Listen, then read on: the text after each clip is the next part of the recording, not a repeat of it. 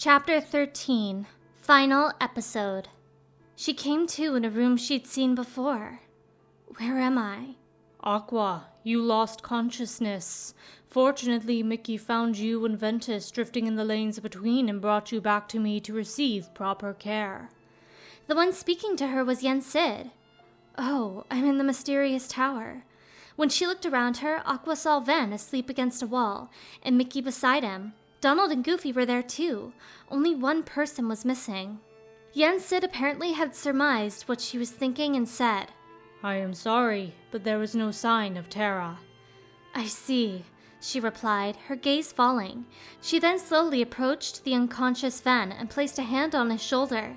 Ventus! She shook him. He was warm, and yet... The boy's heart is sleeping, Yen Sid gravely pronounced. When will he wake? Aqua asked, looking up at the sorcerer. I could not say. It is almost as if his heart has left. Should it return, he may very well wake. Should it not, then he may sleep like this for all eternity. No, but if there was still some hope, I'll keep him safe until he wakes, forever if I have to. As Aqua gave Ven another long look, Yen Sid spoke to her. I will tell you what your friend needs right now. It is not your protection. He needs you to believe. You see, Ventus's heart hangs in the balance. It sleeps in the place between light and darkness. From all I can perceive, that means he will be looking for a friend, one who believes in him, to show him the way home. Yen Sid moved away from the others and took his customary seat.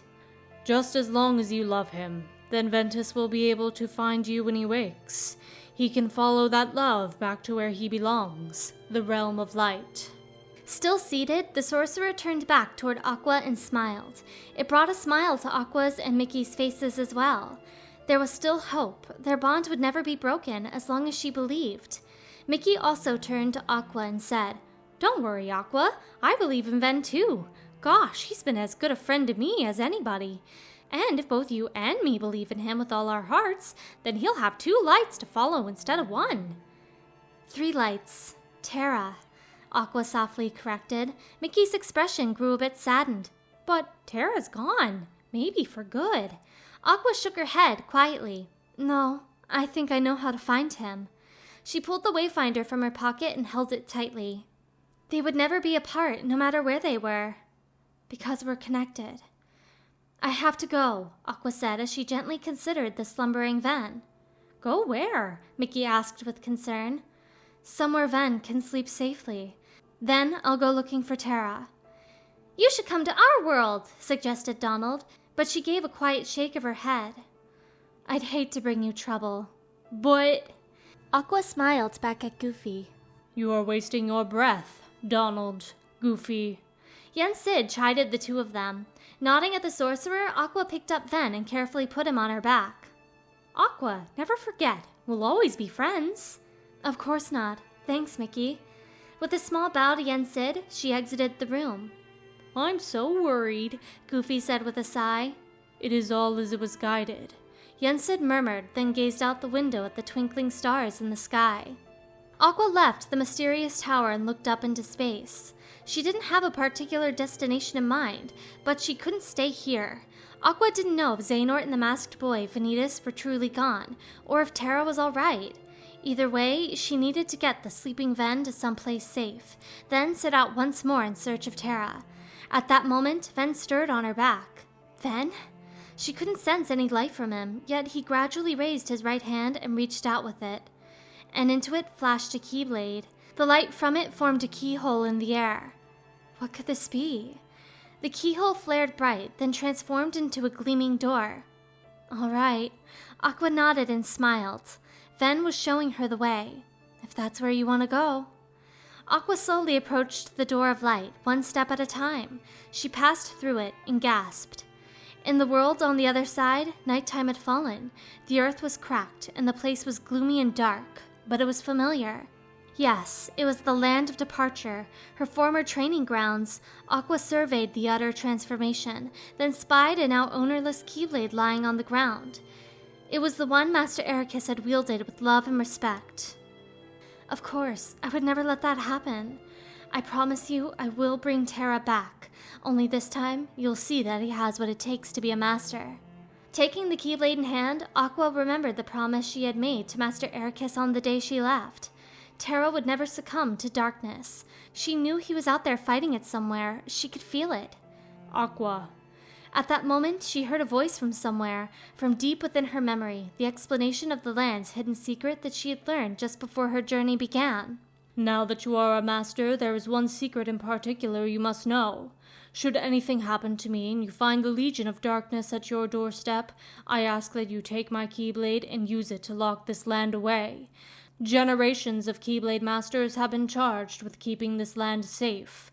Light and darkness exist in balance here, and there are those who would abuse such neutral ground. This is why our predecessors devised a certain trick. Aqua hadn't remembered this at all until after Ven led her here. Maybe she had locked the information away within herself. Master. Gripping Master Ericus's Keyblade firmly, Aqua started up the steps into the building. Beyond the open doors was the hall where they had conducted the Mark of Mastery exam. There were 3 chairs in a row. Aqua carefully sat Ven in the center one, then moved around behind it. Next, she raised Master Ericus's Keyblade toward the back of the chair. The light that extended from it connected to Ven's seat, where a keyhole then appeared. Aqua then thrust the blade into the keyhole. Radiance spilled out from it, radiance so bright it made her close her eyes. During the moment they were shut, the surrounding scenery changed completely. The floor, the ceiling, the doors, the chairs, and everything else in the room took on a cold, inorganic quality, almost like marble. Running along its walls were several chains like those that once stretched through this world. When Aqua stepped back in front of the chair, she found Ven still asleep there. She knelt beside it, then touched his cheek with her fingertips and spoke. I know it's a lonely place, but you'll be safe. She gave Ven a light pat on the head. Terra and I will be back to wake you up before you know it. The slumbering boy's face didn't even twitch. Aqua knew the master would keep Ven safe here. She stood, then left the chamber of repose where Ven slept, or rather, the chamber of waking, where he would someday return to consciousness. This was no longer the land of departure, but a land sealed tight. After walking for a short while, Aqua turned around. The chamber where Ven slept was deep within the keep. Only she would be able to reach it now. I promise I'll return with Terra. Her lips pressed into a hard line. Aqua passed through the doors that led outside. She gasped at how much the view had changed. There was only a narrow path that stretched from the cliff where the castle sat. Would one wrong step mean a trip into that abyss? And a thick darkness hung heavily over everything, the darkness between. A look back at the castle showed her that it had transformed into a strange fortress, almost cobbled together from smaller structures. Not a trace of her former training grounds remained. Just use the key and this land will be transformed. From that day forward, all who visit this land will be lost to oblivion. None ever able to solve the mystery. None, Aqua, except you. Aqua closed her eyes and made a fist over her chest as the master's words came back to her. Please keep Ven safe, master. As Aqua walked away, putting the castle behind her, she heard a voice from somewhere. Aqua, put an end to me. It belonged to Terra. Sensing that their bond still held strong, Aqua felt something warm go alight in her chest. The darkness hadn't taken Terra, she was sure. He was making the same request as Ven had before, but Aqua wasn't about to do that to either of her friends. Terra, tell me where to find you. Aqua pulled out her Wayfinder charm, clasped it tightly, and tried to sense Terra. His voice had come from Radiant Garden, the world where their hearts had gone their separate ways. The world she landed on was dim. It would appear that dawn was about to break here. The sun was just below the horizon. This was the plaza where she once fought the masked boy. Terra! Almost immediately, she spotted a figure who resembled him. Terra ran to him happily, only to find that while this person was wearing Terra's clothes, he had silver hair and a slightly different complexion. Terra? And when she looked searchingly into his eyes, they were gold. Still, she could tell. Faint though its presence might have been, Aqua could feel Terra's heart within him. Terra reached out toward her, perhaps in response to her call, but when she took a step back, his hand swiftly caught her by the collar. He lifted her into the air. She couldn't breathe. It was painful. Who am I? he asked. What Aqua sensed next was an immensely dark presence. Even still. Such terrible darkness. Fight it, Terra, please. Terra, you say? He froze when she called his name. He released his grip, and Aqua fell to the ground and coughed. Terra sluggishly clutched his head, let out a groan, and covered his face with his hands. Terra? When Aqua called out to him again, Terra stopped. He removed his hands from his face, and his demeanor shifted dramatically. Terra's heart has been extinguished, smothered by the darkness within him. The Keyblade in Terra's hand, the Keyblade of Master Xehanort, came swinging down, and Aqua sprang backward away from it. She slowly raised her hand to summon her own Keyblade. My name is Master Aqua. Now return my friend's heart, or pay the price, she firmly commanded. He roared in answer. In the moment that followed, he vanished in a shroud of darkness, only to reappear behind her and cleave at her with his Keyblade. Aqua avoided the next attack by whirling out of the way, then fixed Terra Xehanort with a dead-on glare. The Terra before her now was not the one she knew. Nevertheless, she could tell her friend was still in there. Aqua didn't know the specifics of what Master Xehanort had done to Terra, but she had a general idea. The old master had stolen Terra's body from him somehow, and if that's how it was, then all she needed to do was drive Xehanort out. Aqua took a deep breath to collect herself, then exhaled. Come on, try me, she challenged, and Terra Xehanort closed the space between them in a flash. He then fired an orb of purest black at her from point-blank range. Aqua parried it with her Keyblade, then countered by swinging her Keyblade upward and casting a spell. Though knocked back temporarily, Terra Xehanort regained his balance, and a massive arm appeared from behind him. It plunged into Aqua's torso with tremendous force. Urgh! The pain was so acute, Aqua could hardly breathe. Where had that arm come from? Her opponent didn't give her time to wonder. This time, Terra Xehanort raised his own hand overhead and called down a meteor toward Aqua. She narrowly dodged it, only to find his next attack already waiting for her. His Keyblade grew to an enormous size, and she couldn't quite escape the glowing projectile that shot out of the end like a cannonball. It sent her flying. Sticking her Keyblade into the ground to support herself as she almost fell, Aqua stood and directed a baleful gaze at Terra Xehanort. Lend me your strength, Terra, Ven. Mustering her power, Aqua sprinted toward Terra Xehanort and struck with her Keyblade. She then used the opening it created to fire off a spell. From the feel of the recoil, it had to be enough to knock him flat on his back. Unfortunately, Terra Xehanort's body hung in midair.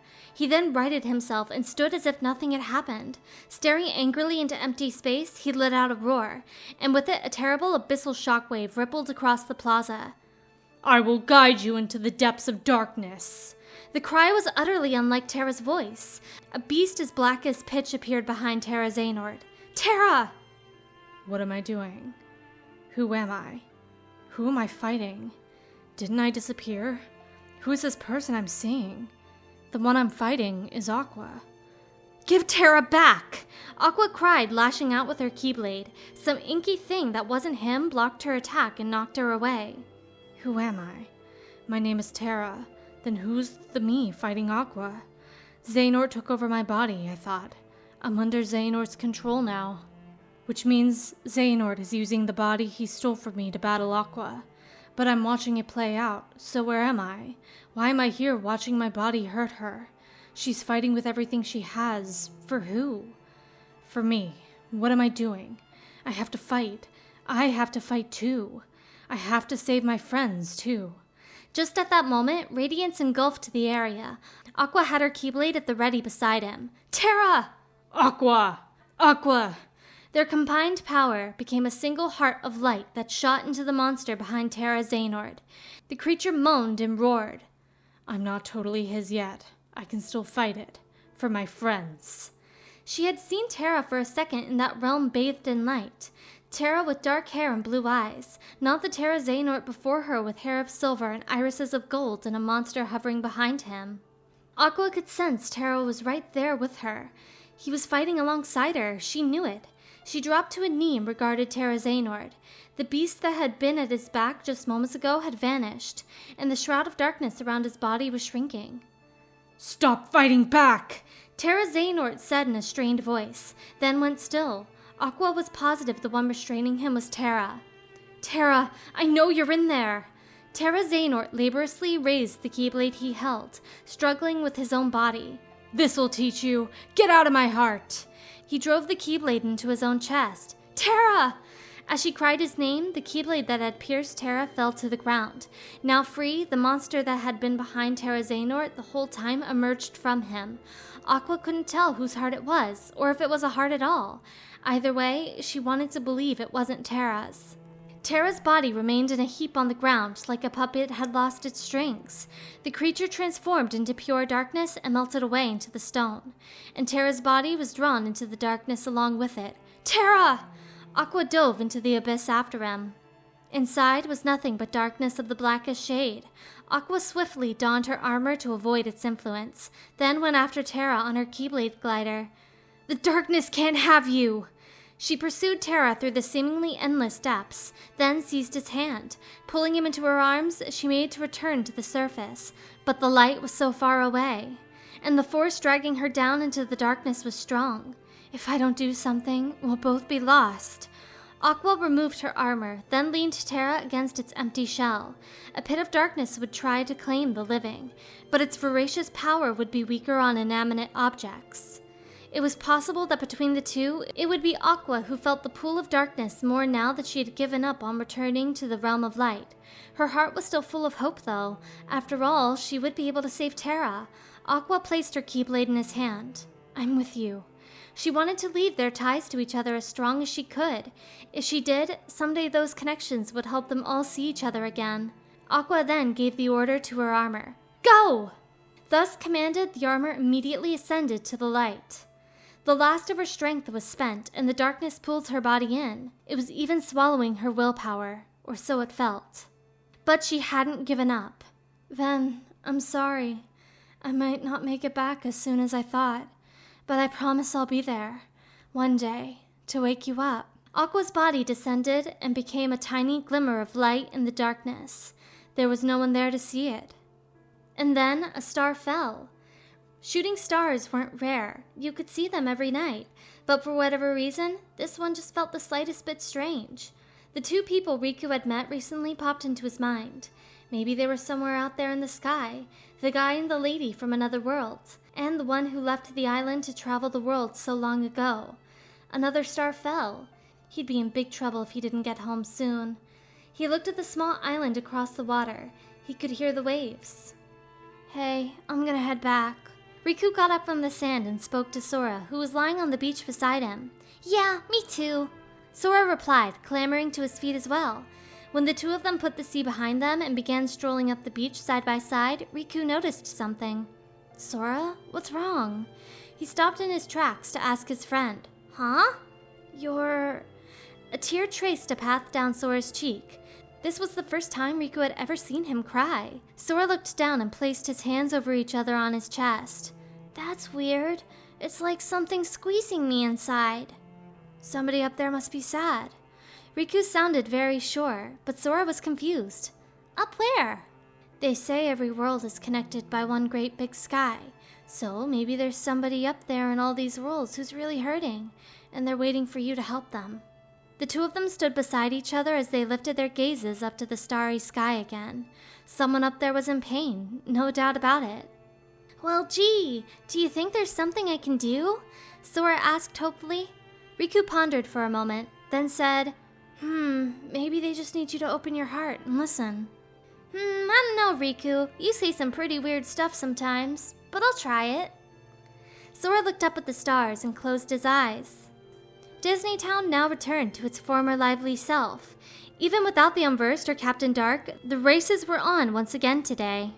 At the head of the pack was Huey in a red propeller plane, but Dewey and Louie came along right after and zipped by him. They were neck and neck right up to the finish line. That is, until Huey hit the turbo on his engine. He zoomed past the other two and crossed the goal in first. "Nice work! I knew you had it in ya!" Chip and Dale bounced up and down. Beside them were Pluto, Horace Horsecollar, and Daisy. A kindly smiling Queen Minnie joined them in giving a big round of applause. A thought crossed her mind, a thought about the three who had visited this town and then set off on their journey again. What are they up to now, I wonder? The enchanted dominion, peaceful once more, Maleficent was gazing up at the castle, clad in her ebon mantle. As long as there was light, darkness would persist. Beside every brilliant spark would be a tiny shadow. Bring enough of them together, and they would create a darkness most profound. Maleficent's mouth twisted into a smile. Princess Aurora was likely awake and professing her love to Prince Philip right about then. However, the darkness would eventually overtake them too. With a swirl of her cloak, she disappeared. Within the castle, Princess Aurora and Prince Philip danced to elegant music.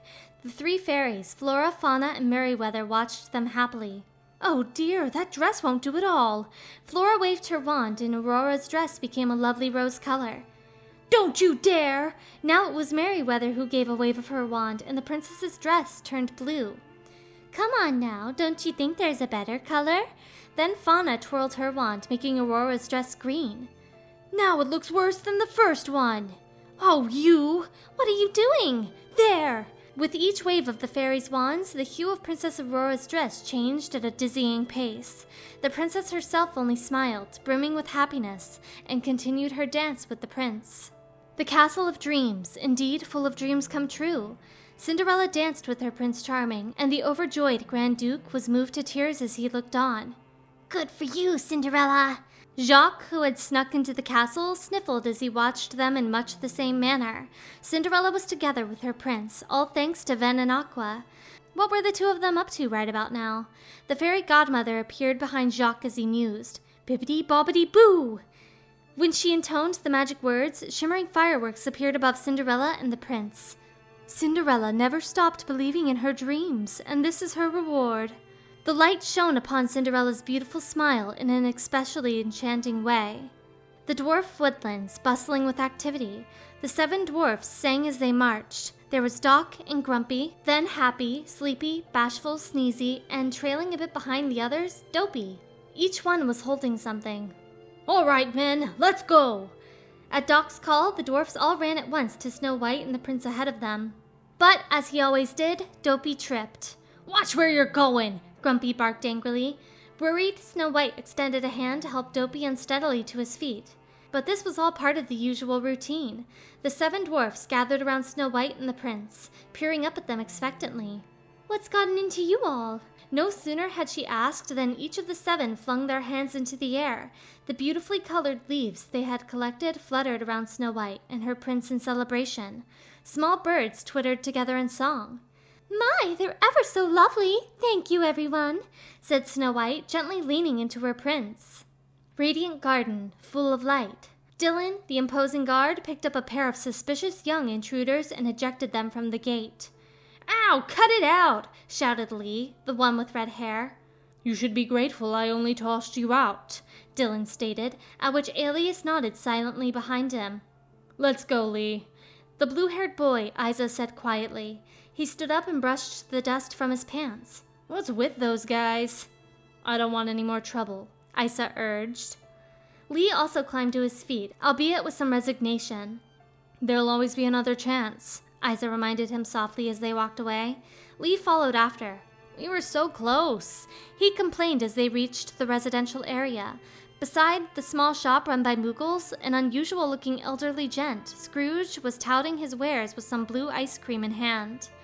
Come on, come all, and have yourself a taste. Ice cream, sweet, salty, and strange. What's that? Lee ran up to check it out. Hello there, laddie. How about a cone? I'm guessing they aren't free? Lee asked, jamming a hand into his pocket. Scrooge hopped up and yelled, Of course not. Are you daft? Okay, I'll take 1. No, 2. Thank you kindly. Lee handed over some money and took the 2 cones from Scrooge, one of which he gave to Isa. It's cold, Isa muttered as he took a bite. What are you talking about? It's ice cream. Of course it's cold. Got it memorized? Salty, too. But sweet, Lee added, and Isa smiled a bit. That was rare for him. Well, eating ice cream together, talking about silly stuff, laughing together, it was just what friends did. Wonder what he's doing now. Ven, was it? We'll get another shot at it. Yeah, Isa replied, gazing at the castle they had failed to infiltrate. Lee grinned and looked up at it too. Olympus Coliseum, full of hope. I got 2 words for you. Train, train, train. As usual, Hercules was doing push-ups before pontificating Phil. The day when Hercules' unfailing daily diligence would turn him into a true hero was near. He was sure. "More! I said more, Herc!" Phil shouted again. Zack was leisurely watching them as he always did. "I need to get into shape too and become a hero." Behind Zack, who had begun doing some absent-minded squats, a gust of wind blew. He turned around, and a single black angel feather drifted down in front of him. Zack picked it up from where it had landed softly. The wind then blew again. Terra, Aqua, and then Ven. What were they all doing right about now? Deep space, where friendship had begun to sprout. A small spaceship sped through the expansive galaxy. Within the zero-gravity cockpit, a wayfinder-shaped toy floated. "Frung!" Experiment 626 murmured, then hugged the toy with great care. The ship flew off, carrying Experiment 626 into the far reaches of space. Neverland, where dreams were nurtured. The Lost Boys carried a treasure chest carefully. It was filled with everything they cherished. In the sky above them soared Peter Pan and Tinkerbell, scattering light as they went. "Wonder what they're up to now," Peter muttered. Ven and the others had suddenly popped into his head. Just then, Tinkerbell pointed to a spot a short ways away. Hook and Smee had their heads together, discussing something. It was easy to tell they were up to no good. "Okay, time for some fun." Peter quickly swooped down and snatched away Hook's feathered hat. "What?" In the sky, Peter Pan laughed as he plopped it on his head. The mysterious tower, tranquil again. Donald and Goofy both stood at attention with their hats removed. In front of them, Mickey stepped slowly and glumly toward the desk of Yen Sid. Tension filled the room. Yen Sid, his arms crossed and eyes closed, said nothing. Mickey took the star shard from a pocket and set it on the desk. Next, he called his Keyblade to his hand and placed it there too. Head hanging, Mickey turned away from Yen Sid and began trudging away.